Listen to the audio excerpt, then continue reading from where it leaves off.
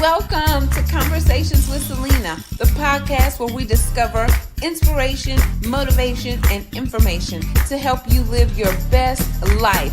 I'm your host, Celena, aka Sunshine, and each week we'll dive into conversations with guests who share their testimonies, insights, and advice. We'll explore topics that uplift, encourage, and empower you to be the best version of yourself you can be. So tune in and let's have some fun while we explore all that life has to offer. Keep it smiling, sunshine, and let's go. Hey, sunshine. Welcome back to another episode of Conversations with Celena. You know we love to come to share inspiration, motivation, and information to help you live your best blessed life. I'm your smiling host, Sunshine, and we're going to jump right on into it this morning. It is January the 25th, 2025, and let me just tell you, I'm so excited about today's guest. She is going to come to share some money management tips for 2025. Do you need it? I know I need it. This is for me before anybody else. Because I was just telling her I need to get off Amazon and you need to get off Temu and Shein and whatever else you're on spending when you need to be saving and you need to be investing. So I cannot wait for today's episode. I pray that it blesses you, whether you're watching it live today, next month, next year. Come back, save the video, get your pen and paper ready to take notes because Miss Toni Watts is today's guest, and she brings over 30 years of experience. She has worked with nonprofit board of directors to develop a shared vision for the future of the organization, building understanding around the current mission and develop appropriate goals and strategies to advance the mission. And that's whatever mission she puts her hands to, right? She has managed funding sources by ensuring deadlines, objectives, progress reports, and records, and fiscal integrity requirements are always met. She brings significant experience in financial oversight, program and project management, and evaluation and personnel management. She has personally written grants resulting in over $5 million. Can you say 5 million? $5 million to support programs operated by various nonprofits. So I would like to welcome to the stage Miss Toni Watts. Hey. Yes, Miss Toni. Thank you so much for joining. Well, it's a pleasure to be here, and I thank you so much for giving me this opportunity to speak and inviting me here. Yes, ma'am. Well, you know, every month my goal is to bring some awareness, whatever it may be. And so this month in January is like financial wellness awareness. And so, you know, anything that we can do to jumpstart 2025, that's what I want to do. And I don't want it to be resolutions. I want us to do lifestyle changes, and it's one day at a time. So, you know, it's just to encourage each and every person. Don't worry about the mistakes that you made yesterday. We have a new day, new grace, new mercy, and a new opportunity to do it differently today. Absolutely. Every day is a new snapshot in time, and that's where we start from. Mm-hmm. Now, you know, this year is 2025, and our theme this year is that we will not only survive, but we want to thrive in 2025. Thrive in 2025. Yes. Yes, we want to thrive. We don't just want to survive, okay? We want to thrive. We want to do better than survive. We want more than enough. More than enough. The abundance. Yes, yes. Mm-hmm. And I say abundance in every area of our life. Peace, love, finances, health, all of it, just an abundance. That's right. That's right. Because sometimes we think that things are all about money, but it's not just all about money. It is about all of the other things that go with it, because you can have all of your money, you can have all the money and be sick in a bed and can't walk or can't talk or can't, you know, and have those types of issues. It's not just money that brings us fulfillment. It's the joy, it's our peace, it's our happiness, it's our health. And our God says that he wishes above all things that we do what? Prosper And be and in be in good good health. health. And be in good health. So we're going to work with that first one, which is prosperity. We're going to work with that so that we can understand our money and help get our money working for us. We want to get into it. Yes, ma'am. And if you need me to put anything up on the screen, just let me know. I'm going to put you solo on the screen, but I'll be back here in the background. Okay, I just do some talking and everybody just take notes, okay? All right. Sounds good. Okay, so let's just get right into it. There's a misconception that to be good with money, you have to have a lot of it. Not true. That is not true. What you need to be good with money is everyday management. And whether you're planning for yourself or for your whole family. There are three basic steps that can take the most out of your money. That can take, there are three basic steps you can take to make the most out of your money. One is to create a budget. Two, set savings goals. And three, tackle your debts. So one of the things that you need to ask yourself is, what do you want your money to do for you? What do you want your money to do for you? It's been said that money can't buy happiness, but what can money do for you? I teach in a financial literacy class, and to my students, I tell them that what money can do for you is that it can relieve financial stress. Do you know stress is one of the biggest killers of people and the causes of sickness in the world? Stress is something that you do not want to have over your life, especially when we have all these other things that are going on, our families and our jobs and everyday life. Financial stress is not one that we need to add to it. So what do you want your money to do for you is the question. And what can it do for you?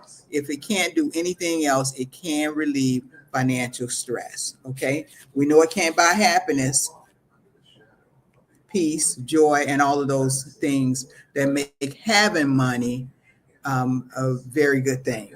Okay. Now, when we look at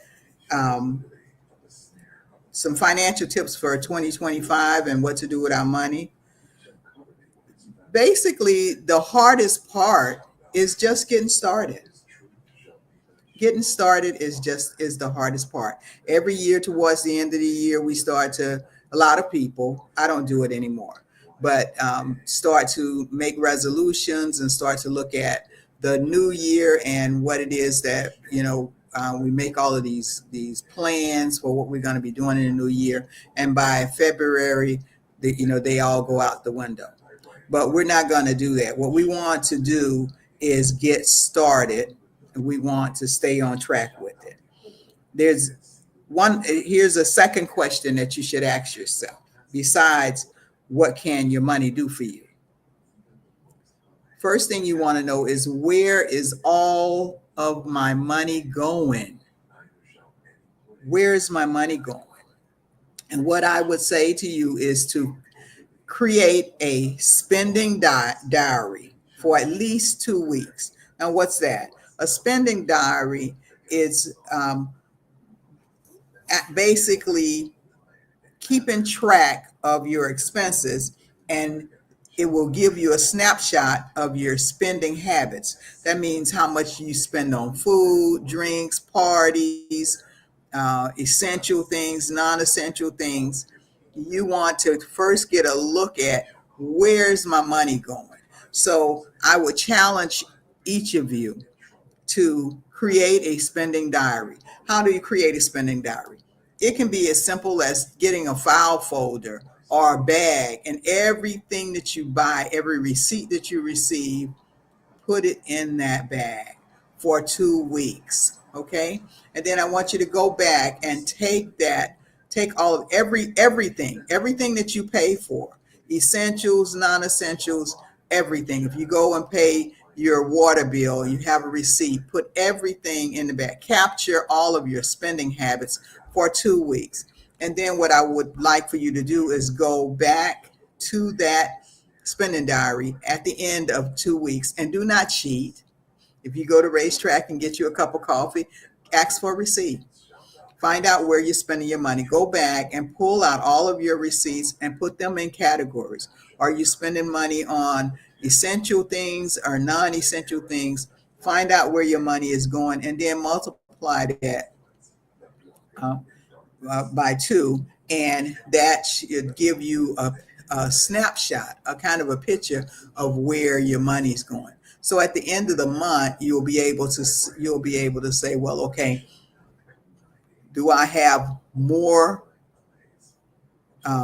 money at the end of the month? Do I have more expenses at the end of the month than I do have money?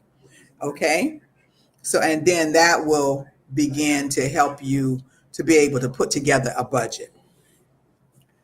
So let's do that. That's challenge number one. We are going to create a spending diary.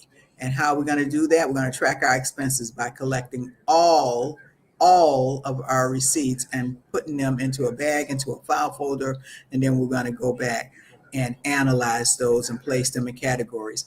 And that's going to tell us where we're spending our money.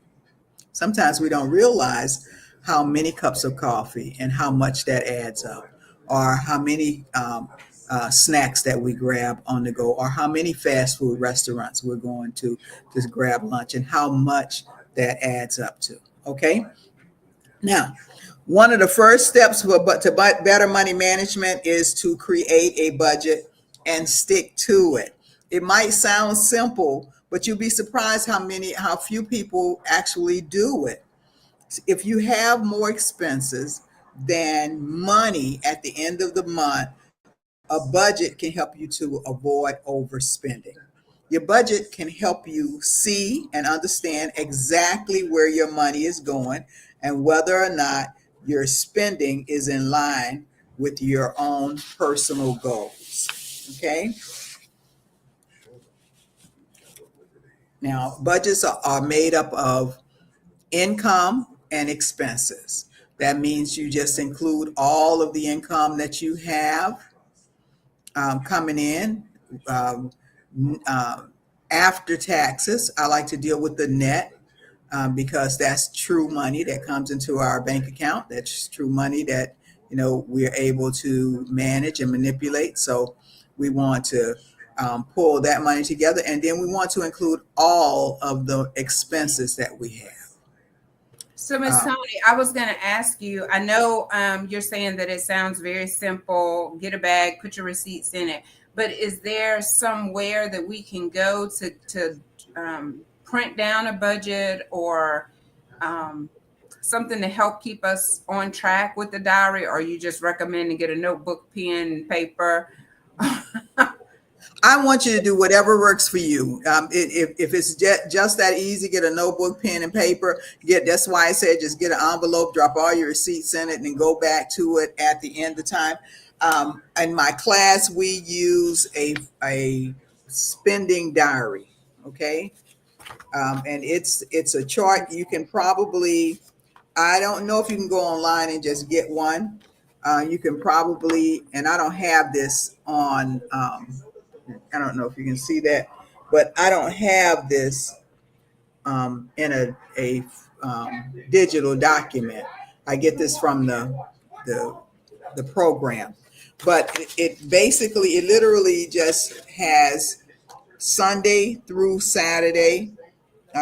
It has categories such as food, household, personal care, clothing, transportation, entertainment, and it's actually set up on this to show the total amount.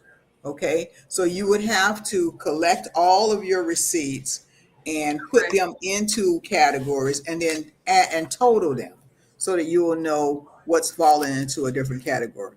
You may be able to go online and research spending diary, and something Okay. will come up. I'm not sure. Okay, but this is this one.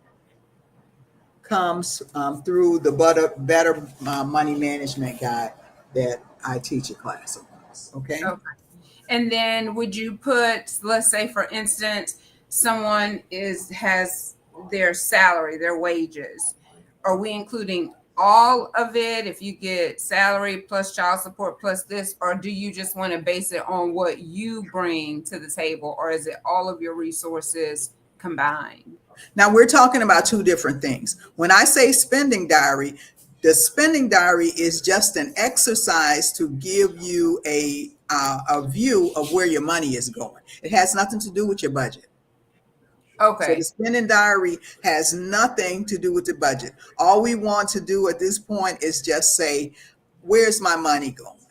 Okay, so because a lot of times we don't know how much we're spending on all these non-essential things that we do every day.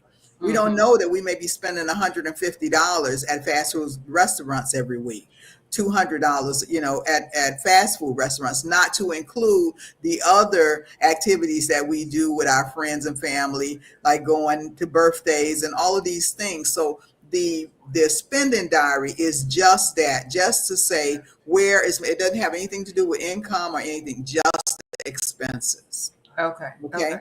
I Now, know for me, I've been paying for Carfax for about 5 years. I didn't even know I was getting a Carfax report. I don't even own a car lottery. What do I need Carfax? But okay, that goes to subscriptions as well. absolutely, Yeah. absolutely. So that'll get So you that reoccurring charge that you just kind of set it and forget it. absolutely. And so that's what we want to do. Just take a look at that. Take 2 weeks and do that. Do your spending and just see where your money's going. You may be surprised at some of the things that you're spending money on. Just, you know, uh, uh, pop-up things that you're walking through. How many times have you gone in Walmart and you had the one thing on your mind when you walked in the door, and when you come out, you have 10 things? Okay, so those are the types of things that you will find out in doing a spending diary. Now, Sunshine, we are talking about a budget. Now, getting to the budget, what you want to include in your budget is everything that is coming into your household. Your household. If you have family members, you have a husband, a spouse, a significant other, whatever, and you all are one household, then of course we want to include everybody's income. Okay. You want all of the money that's coming in: spousal support, child support, military, whatever it is. If it is income that is coming into your bank account after taxes, we want to use that as income. That's what I recommend. I don't put the taxes in and try to take account for taxes. I want the pure money that comes into the bank account. That is our income. So that's what we have to work with. And then we want to take and list all of our expenses. Now, you can easily find spreadsheets on budgets online. You can just go into Google and Google simple budgeting, or budget spreadsheets, and examples and samples of those free um, sheets will come up. And I think I have some that I can send you a copy of it, Sunshine, if you want to send it out, put it out, if anybody's interested. Okay, you can use those, but make sure that all of your income is listed. You know how much money you have coming in, and then everything that you spend money on during the month. One of the things that I have begun doing is that I go through my actual bank account, and I go for a 30-day period from the first of the month to the end of the month, and look at all of the expenses that have gone through there. Um, because that also helps you to pick up those things that you use your debit card for. And in addition to that, it helps you to pick up those subscriptions that you may have that are coming out automatically. Another place to look is your credit cards. and look at your credit card statements. You may not be making any purchases, but you may have signed up for subscriptions that are coming out of your credit card. There may be fees that come out of your credit card each month. So you want to find all of the expenses because you want to account for every penny of your money, because we are headed towards relieving financial stress. We do not want money problems. We don't want stress. It doesn't matter how much you have, it's how well you manage it. Okay, keep that in mind. Now, a simple method for budgeting is to use the 50-30-20 rule. The 50-30-20 rule. Write that down. The rule states that how you budget is that you spend 50% of your income on needs. 50% of your income goes towards things that you need. What is things that you need? Let's think about it as shelter, clothing, food, okay? Things that you must pay, absolutely must pay, and that they are necessary for your survival, okay? Those are the things that you spend your 50% on. So when you begin your budget and you're looking at all of your expenses, add it up as to what things are essential that you must have. Ask the question, is Netflix essential to your survival? Okay, then you would not put that in. Okay, so look at that, and if it comes above 50%, then we have some work to do to get it back down below 50%. Okay, either increase your income or reduce your expenses. The next percentage is 30%. This rule says that 30% of your income can be spent on your wants. We take care of our needs, and then we take care of our wants.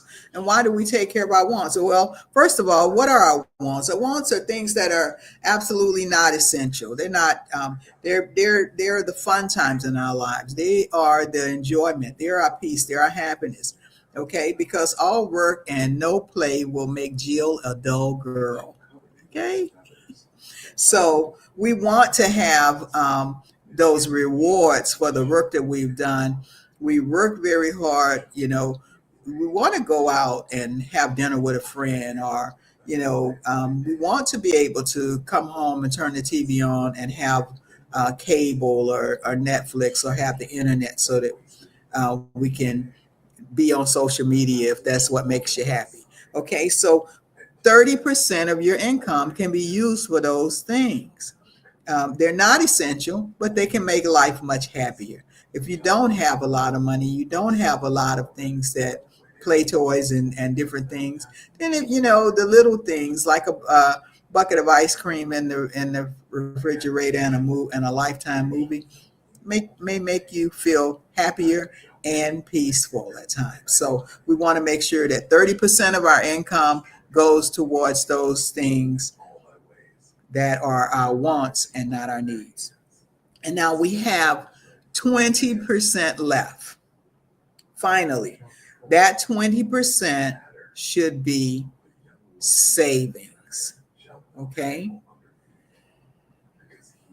When we begin our financial journey, we may not be in the best position to save. Don't beat yourself up about it. You are where you are. And what we're doing is to find out where you're going. Okay? So don't beat yourself up about it. 20% is what is ideal. That's what we would like to go towards our savings. If we don't have it, then we're going to start from somewhere. We know where we're going. So first of all, you want to tackle your debt. We want to create an emergency fund. And then we want to head it towards long-term savings, okay, with that 20%. So just remember, if we had $100, we would take $50 and use it for only things that we need. We take $30 and go out and use it for the things that make us happy, that's not essential. And we will put $20 away in a savings account for our future. Okay. Okay. So now let's see what's next. Next step is to set savings goals. First thing, create a budget. Next step, set savings goals. When you have your budget in place, then building your savings will be that much easier because you'll know how much money you have each month to put towards your goals. Okay. One of the best savings goals to start with is an emergency fund. Create an emergency fund. Number one savings goal. Okay.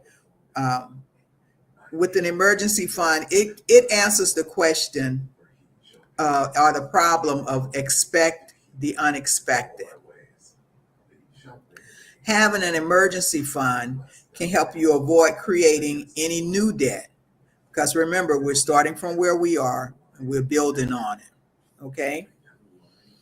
Our financial advisors say that, we should set our goals to have at least 3 to 6 months of living expenses saved for emergencies.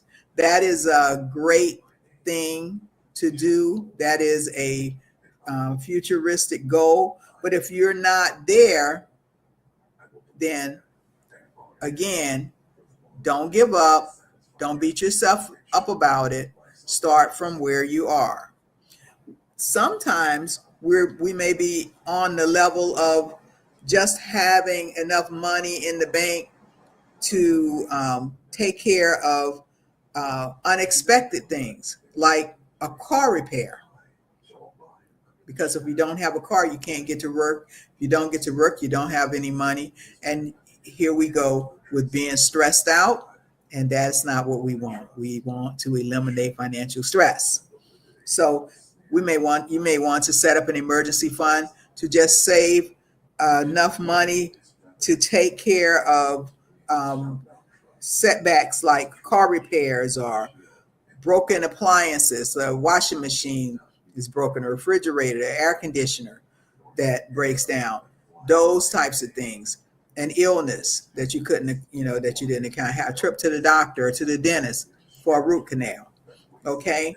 So we want to make sure that we have money for those types of things. So you may want to set an emergency fund.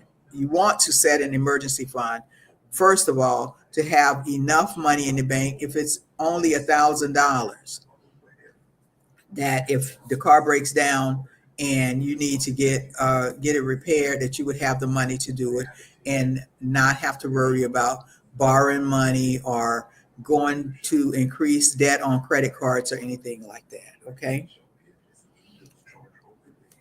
I'm summarizing this.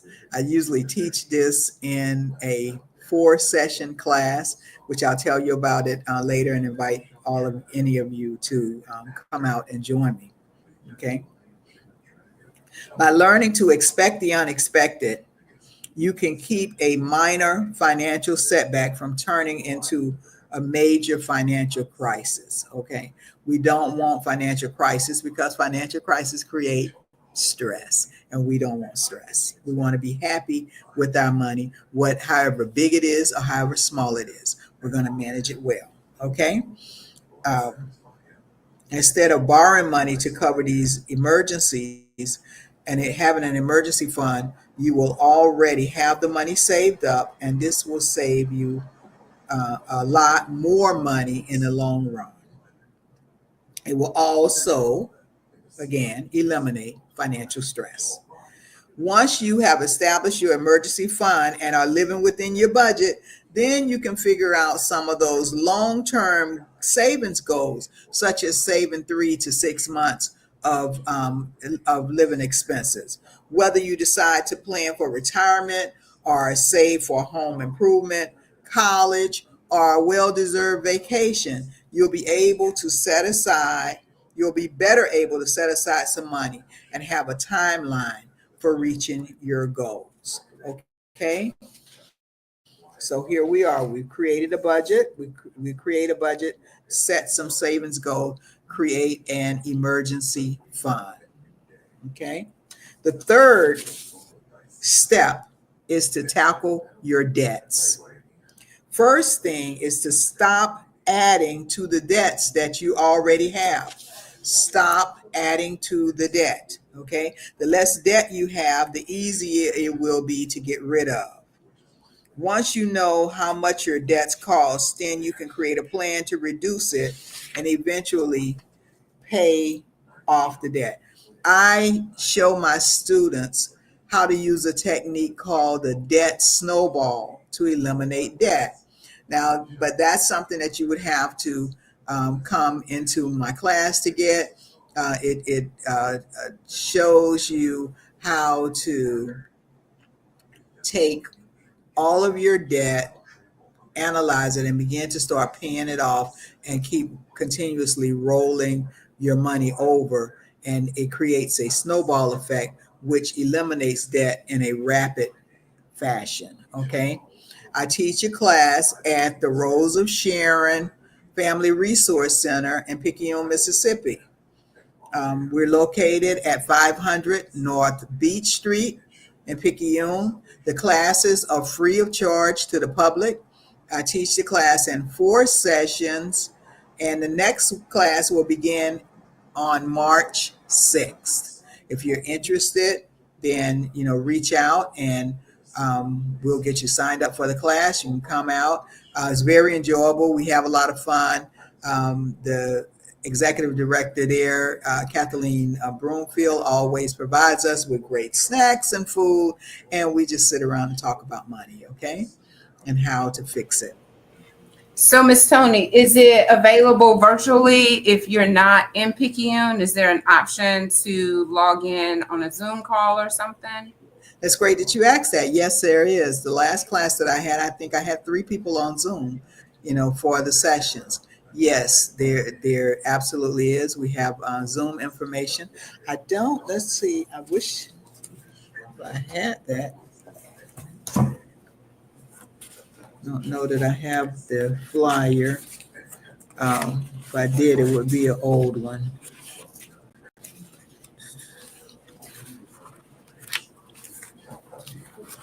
No, I don't. I don't have the flyer. But yes, the information is available.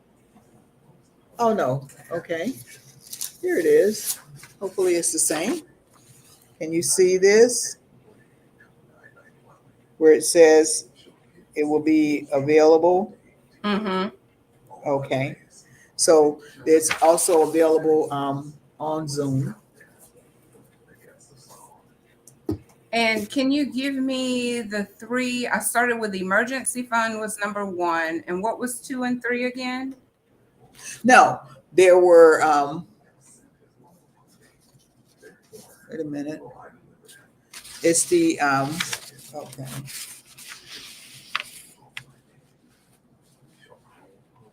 Create a budget is number 1. Create a budget and stick to it. Right. We had that Set one. a savings goal Mm-hmm. and tackle your debts. Those were the 1, 2, and 3 things. But in those 1, 2, and 3 things, what I want you to do is to create a spending diary. You want to do a 2-week spending diary that is going to go along with creating your budget. And then also we want to, and as a savings goal, is to create an emergency fund. An emergency fund is going to be your first thing that you want to do, so that you'll have enough money to eliminate any quick stresses. And I always stress to my class, when I was a younger lady, I was divorced early on. I was a young single mom, and I had 2 kids. I always seemed to have a $400 car problem. Every time something happened to my vehicle, it was at least $400. And at the time, I didn't have any money. I didn't have any savings. Okay.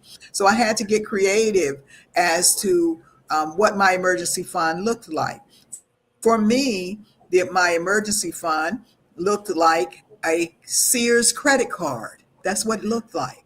And I kept that Sears credit card with a zero balance so that anytime something happened to my car, Sears at the time, like Walmart is today, they had a full automotive department. I could go get my car fixed, put it on the card, and then pay the card off. So I didn't actually have the money sitting in a bank account, but I had access to it, which created a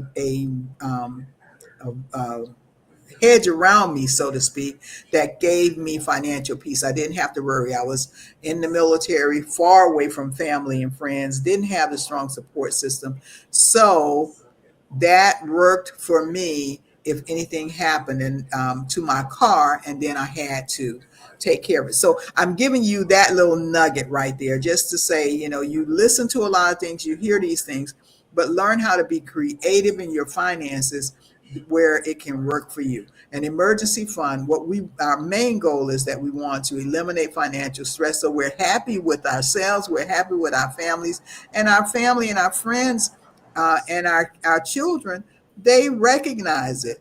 They pick up on the way that we are. Okay, so we want to do that. If you can save the money and put it in a bank account, that is the best thing in the world that you can do, is to have that emergency fund. Once we've gotten that emergency fund, we will move forward into the other things that we need to do. Okay.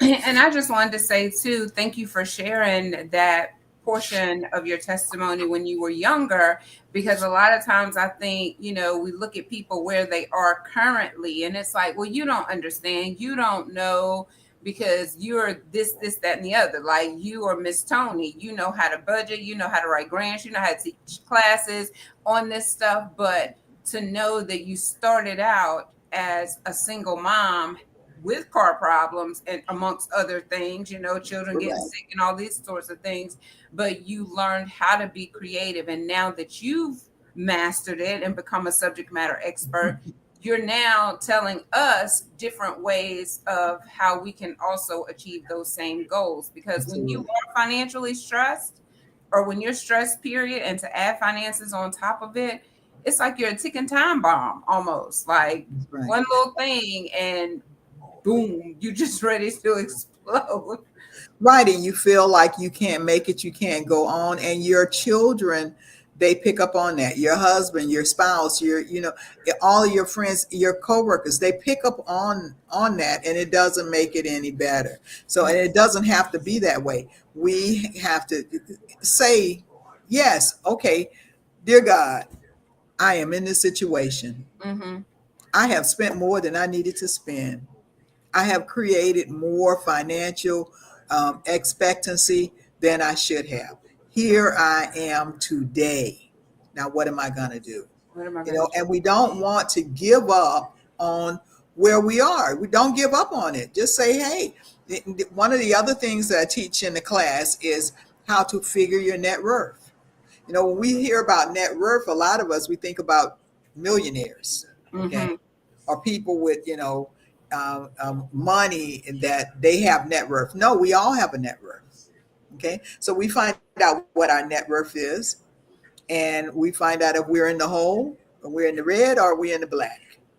And it doesn't matter. It does matter. I will take that back. It does matter in where we're going. But what matters most is that we see where we are. And then it builds a healthier relationship with the money, because if it's just going out and you don't really know where it's going, that adds to the stress, and then you feel so out of control. And so I was glad that you said that in the beginning, because a lot of us, like, I don't have enough money to manage. But the money that you do make, you are able to manage it if you know what's coming in, what's going out, and you're not just letting these ACH, what is it called, the ACH pay everything, Yeah, and you don't know, EBT. I because mean, mistakes yes. happen, and we think because it's on auto pay that we're good. Oh, it's on automatic pay, but they may double dip that month, and because you're Absolutely. not paying attention, you're losing money. I mean, that's how the scammers get us and the hackers, because they'll take out a small amount of money to see if you're Absolutely. even paying attention. And if you're not, you go back and they wiped you out. So, Right.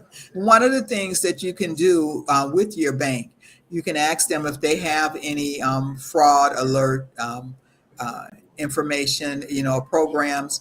I bank with a federal credit union, and they do have a fraud alert program, and I have been contacted twice, at least twice, where people were trying to take money out of my account, and for one instance, they did take money out of my account. But thank God for FDIC, they were able to give me my money back. So ask your bank where you're banking if they have a fraud alert system or a program, because most times they are free, and they'll sign you up. You can sign up for it, and they will alert you if something comes in that doesn't look that looks suspicious. One other thing I want to talk to you about is getting. I want to make sure that you get a copy of your credit report. There, the government says now we have the right to our credit reports, and the FACT Act gives every consumer the right to a free credit report every year from each of the three major credit bureaus: Equifax, Experian, and TransUnion. So what I want you to do is visit annual annualcreditreport.com, annualcreditreport.com, and request a copy of your credit report. Get your credit report each year. And why is that important? Because you need to know, you may not, you may say, I don't need my credit report. I'm not applying for any credit. Well enough that you may not be applying, but you want to know what's on your credit report. We have so many people that engage in criminal activity and scams and different things that's all they do. They look for people who are not active, especially seniors, and they'll see they will use your credit for their advantage. Okay, I personally know of a lady who had not been checking her credit report, but then she did come to find out that someone actually purchased the car using her credit, and that car bill, it for a while it increased her credit, but when they decided not to pay anymore on that car, then she was stuck there with a balance, and she didn't know the person, and she didn't know how they got her information. So that's why it's important for us to be diligent and check our own credit report. You never know, there may be things there that really don't belong to you. And if you do find an error on your credit reports, then you need to dispute it. The credit bureaus are obligated to either show you where it came from or remove it from your credit report. It may just be good to do it just as a blanket, dispute everything, and let's see what we can get cleaned up on our credit reports, okay? And look at those reports annually. So, just to recap, what we want to do in the new year is we want to thrive, not just survive, okay? And we're going to look at um, having a spending diary so that we can see where our money is going. Then we want to sit down and actually create a budget that we can live with, one that we can live with, not one that stresses us out, okay? And we want to begin by putting together the 50-30-20 rule in our budget: 50% for our needs, 30% for our wants, and 20% for our savings. And we're going to start our savings off by creating an emergency fund. After that, we will go on to do the 3 to 6 months living expenses, long-term savings for retirements, a home, and long um, awaited vacations that we want to enjoy. Okay. And then we're going to tackle our debt. We want to take a big sledgehammer, a big snowball, and we're going to just roll right over that debt. Okay. And we also are going to get copies of our annual credit reports, and we will do our due diligence. And you can see how it does, how it's not what you have, it's how you manage what you have. There's a book that I read years ago. It's called The Millionaire Next Door. I don't have it with me because I let somebody, when I enjoy something, I like to share it. And I let somebody read it and they never gave it back. Okay. But it's called The Millionaire Next Door. How many people in your neighborhood may be millionaires and you don't even know it? You know? And why is that? Because they're not flashy. They may have nice things. They like nice things, and you see that they always you dress nice. They're not flashy. They may drive a Mercedes. It may not be the newest Mercedes because they're managing their money well, and they work an ordinary income just like everybody else. So that's what we want to do. We're going to thrive and not just survive in 2025. Okay? That's right. That's right. And I was thinking that's why they are the millionaire next door, because they're not spending the money on the expensive bags and the latest car and the newest phones and all of this type of stuff. Like, if it's not broken, they're not fixing it. Like, I'm riding this car until the wheels fall off. That's what we say sometimes. I'm riding it till the wheels fall off. So yes, ma'am. Right, right, and it doesn't mean that you have to. You have to be broken down or raggedy or anything. You like nice things, but you don't just have to jump out and get the new gadget every time you see it come out. The latest iPhone, if you will. You don't have to just have that. You can have the one that was put out two 3 generations. years ago. Yeah, yeah. Yes. Because it still works, and the only thing they've updated is the camera. Like, every time you see it, it's like, oh, the camera is a better camera, but it's $1,500 for this phone, and the one that you had before, it still works. And so that's important, I think, for, I'm not going to say the younger generation, but all of us, because For I think we everybody. get caught up in wanting to appear like we have it all together, wanting to appear like we're financially stable, not knowing that everything you got is on that credit card that's maxed out. You don't even have room That's right. to put anything else on it. And then once you max that out, you go into the payday loans. And then, it's just a vicious And cycle. don't do that, people. Don't do that. Do not go to a payday lender. Do not go to a payday lender because they're charging you 49% interest sometimes. So that's a dollar for a dollar. You get $20 and you owe them 10. So now you owe $30. Don't do it. And it I doesn't. remember the days I had to do it, and it was like they would give you $200. Like, they give you 200, you write them a check for like 250 or two something, and then in 2 weeks you got to repeat the cycle because you don't have it to get out of it. You got to redo it again and redo it again. And I remember my uncle, he's no longer with us. He was like, "Girl, don't do that. If you need something, you come and ask me before you go put yourself in this vicious cycle of the payday loan." That you will never get out of. You will never get out of it. And, sometimes we just don't know that's why I said the hardest part of all of this is getting started. If you get started and once you're in it, it really won't take as long as you think it will. It's going to be a little sacrifice, but it's not going to take you as long as you think it will to get out of it, you know?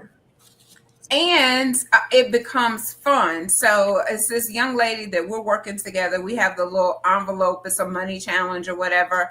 And so I don't know if anyone heard of Dave. Well, most people have heard of Dave Ramsey, but he does the envelope Oh, system. yes. So she went to the grocery store and she had her envelope, and this is how much I got that's going toward groceries. And of course, if you have anything left over, you can move it over to your fund. FUN fund. If you have anything left over, but you just make sure that you know where your money is going, and you're not just depending on that impulse buying because you got your credit card with you, or you got your debit card or whatever.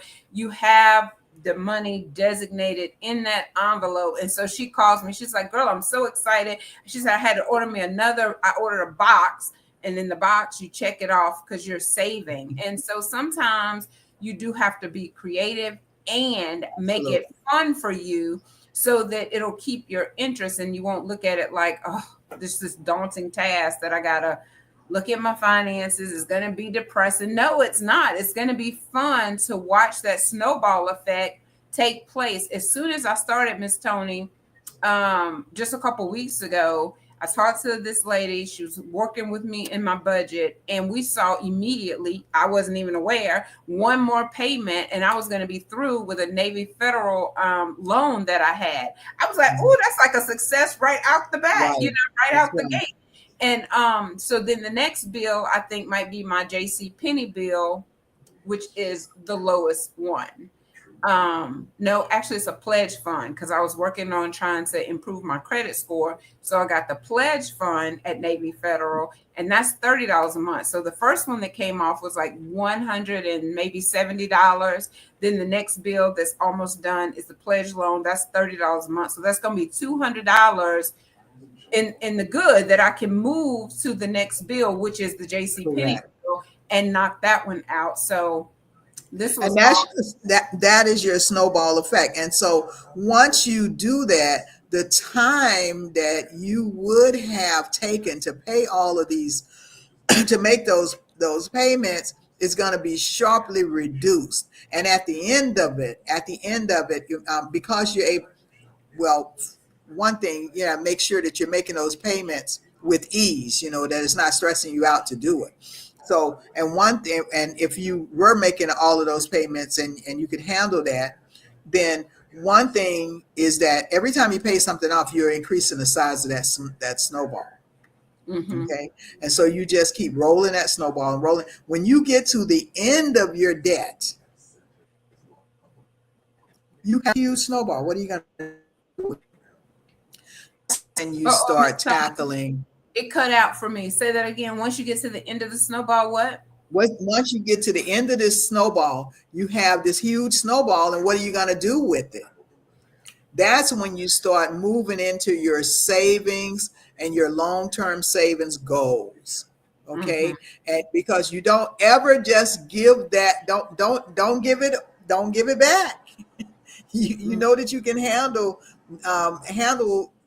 not having it inside of your budget, your income and expenses. So you can start moving that over into your savings. Mm-hmm. Yes, yes. And then also, this is something that I just recently learned too. Once you are in that snowball effect, um, I don't know, you may be able to help with this, but I did learn leave like your oldest account open because that if you close out that oldest one, that could hurt your credit. But what about, let's say, maybe this JC Penney that isn't really helping my credit but could possibly be hurting. So once you pay it off, do you suggest closing that smaller one, snowball, or just leaving it there as able to use it but don't? I'm not sure about that I mean, part. if you have zero balance on those accounts, then I don't suggest that you close it unless you just want to close it because you may want to go back to it when you are going into a borrowing situation. The banks are going to look at everything that you have of the possibility of um, the availability for your debt to credit ratio. So they're going to look at, how much money do you have access to, or the possibility that you can draw it all down. You may Mm-hmm. want to close out the accounts just for that simple reason, but you do want to have a history. You do want to have a history of being able to manage your money. So I didn't close any of mine. Well, no, I did at certain times. I have closed some credit cards that had very high interest rates, and I was happy to get rid of them once I did pay them off. You know, but I don't bother with closing them out just Okay. And unless then you have probably an after non-use, they may close them out if you don't use them. So I don't know about that. And then excess, I mean, you know what's excessive. Do you have 20 accounts open? Then you know that you have too many. So if you start paying those things off and that's what got you in trouble, I would, yeah, yes, use common sense, close some of them out. You Cut the probably cord only need, yeah, you probably only need two credit cards. off. Mm-hmm. That's it. So use the best ones that give you the rewards or incentives or the best interest Less rates interest rate. possible. Yeah. The things that are essential to you. If you got three, you're in good shape, and keep them paid. Keep them paid on time. Right. Pay more than the minimum.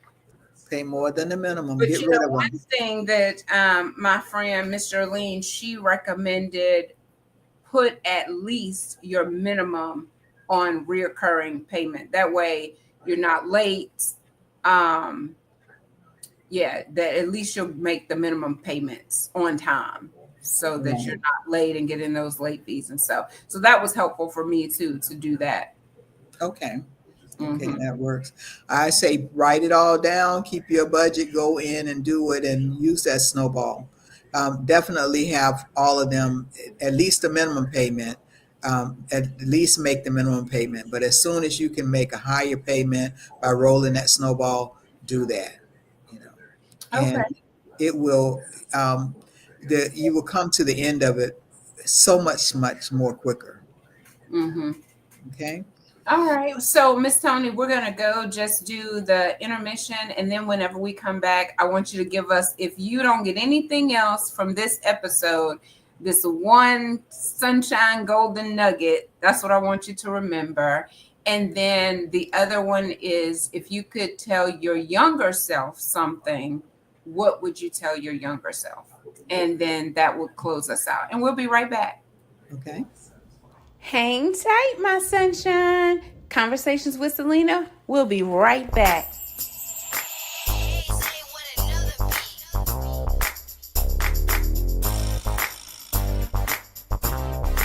Hey, sunshine.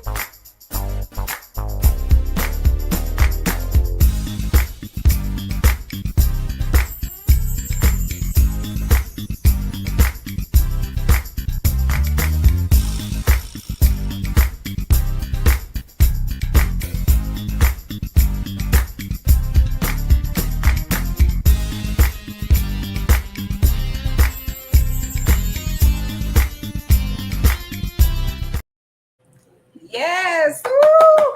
Look, Miss Toni, I'm already booked up. I think we got January, February, March, April, All maybe. right. I know. So I'm excited about Conversation with Celena because 2025, we are going to thrive. Thrive. Yes. Yes. Yes. All Yeah. right. So the first one is, if you don't remember anything else, my good people, this is what I want you to take away from this episode. I want you to take away from this episode is do not get into financial stress. Relieve financial stress. Start from where you are and move forward. And don't be stressed out about it. It doesn't matter how much you have or how little you have. Just manage it well. Okay? Take that away from it. We do not want to have stress. And the last thing is, what would you tell your younger self? If you could go back and tell the younger Miss Toni, the little girl Miss Toni, what would you tell her? I would tell her to just keep your head up. You're going to have up times, you're going to have down times. Keep moving forward. Do your very best. And things are going to work itself out after all. After a while, it will work itself out. And I think that is the truth, because we get in such a panic mode when things are not going right that we can't see, how they say, you can't see the forest for the trees. Like, you just can't see beyond that immediate thing that's happening in your life, because it seems so big and so huge. But yeah, I agree with that. Just Right. keep And going. I would say something my mother used to say to me all the time. If you fall, don't wallow. Now, what is wallow? I don't know. Some old saying, but if you fall, don't wallow. Get up, dust yourself off, and get back into it. Okay. Yes. So what she's mean is don't get down in there and roll around in that cesspool. You just get right on back up, dust yourself off, and keep it Keep pushing. moving. And Yes. Miss Tony, what was your mother's name? Dixie. My mom is Dixie, Miss Dixie. Miss Dixie. When I saw that like last year sometime, I was like, Miss Dixie is Miss Tony's mom. Because I don't remember how I knew Miss Dixie, just from my grandmother and us being on the east side. It was Right. like I can't really put my finger on how I knew Miss Dixie, but I definitely knew your mother. Miss So Dixie that was was an entrepreneur in her own right. She was the Avon lady. She was the nurse. She did everything. She did it all. So your grandmother may know her as the Avon lady. you know, did she she have a did it store all. too or something? Did she? Inside of our house, there was we sold the candies and the I huckabucks and bet you that the huckabucks and stuff. so so we had that thing going on as well. And then there was me and my sister who were two generations apart.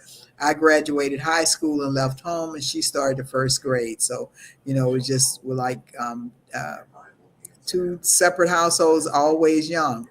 Mm-hmm, Had to mm-hmm. always be young. And Yes. look, and you follow right in her footsteps, doing all the things.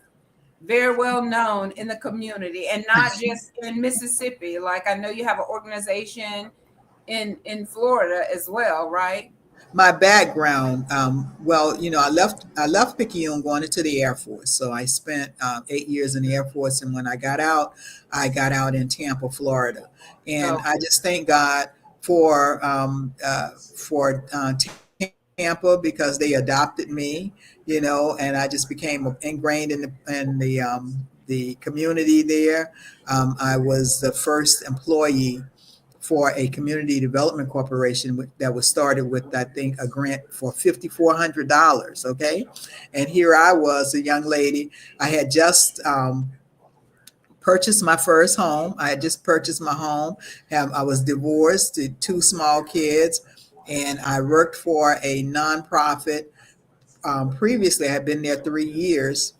And then when this new organization started, I went and interviewed for the organization. And, I started there as the secretary. And when I left, I was the CEO. Now it's Oh, with okay, Miss 5,400. Tony. And so, I just thank God for his blessing, because if it had not been for him, I wouldn't have been able to do it.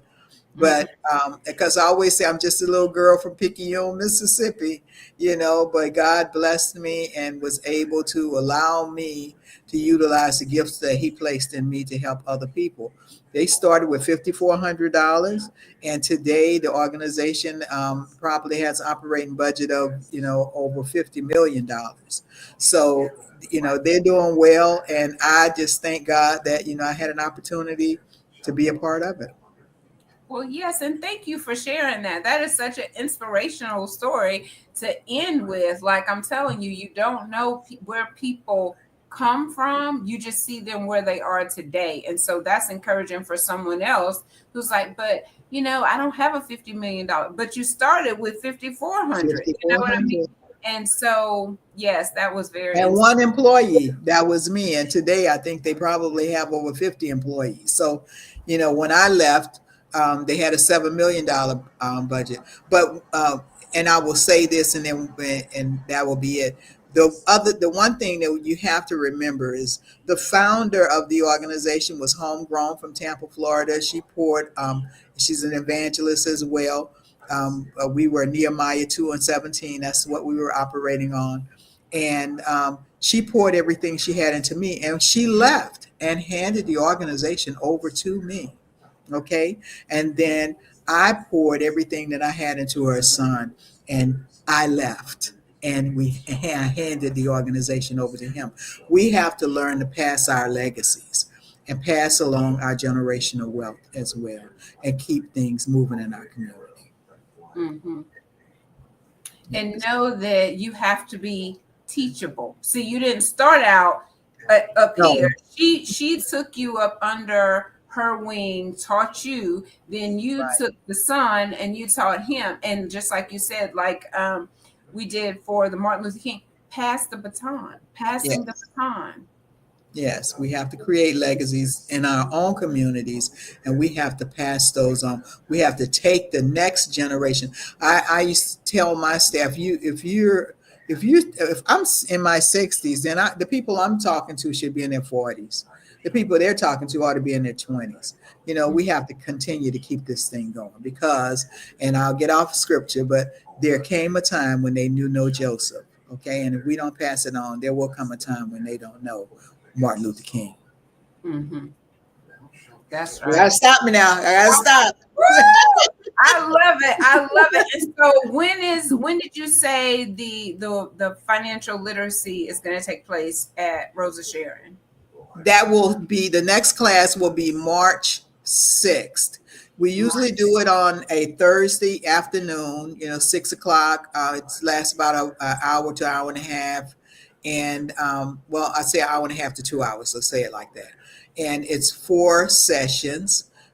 We have a lot of fun. Just go into a lot more detail. You'll get the money management booklet. You'll get the spending diary.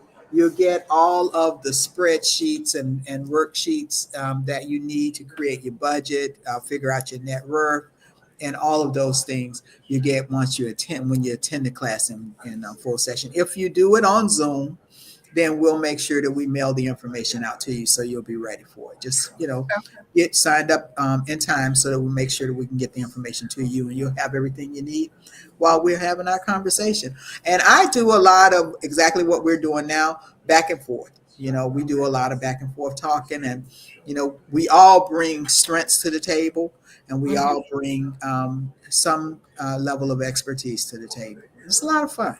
Yes. Well, make sure you send me the flyer once y'all have created the class and stuff so that I can share it, so that I can sign up.